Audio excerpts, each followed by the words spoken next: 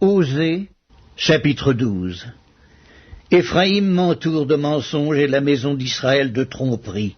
Juda est encore sans frein vis-à-vis de Dieu, vis-à-vis du Saint fidèle.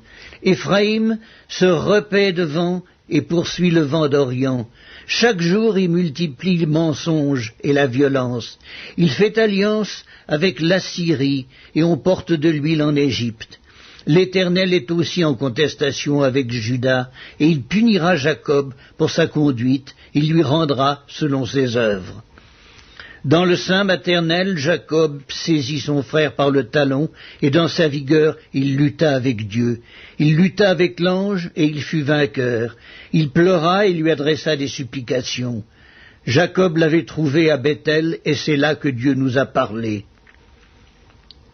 L'Éternel est le Dieu des armées, son nom est l'Éternel, et toi reviens à ton Dieu, garde la piété et la justice, et espère toujours en ton Dieu.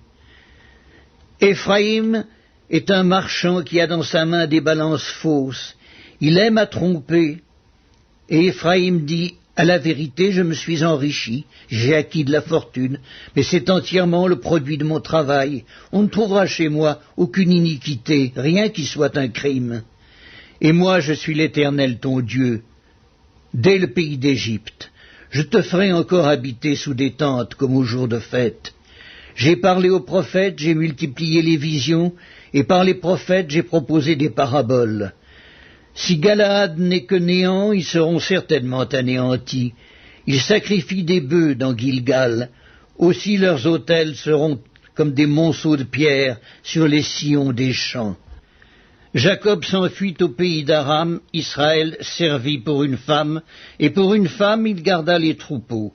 Par un prophète l'Éternel fit monter Israël hors d'Égypte, et par un prophète Israël fut gardé. Éphraïm a irrité l'Éternel amèrement. Son Seigneur rejettera sur lui le sang qu'il a répandu. Il fera retomber sur lui la honte qui lui appartient.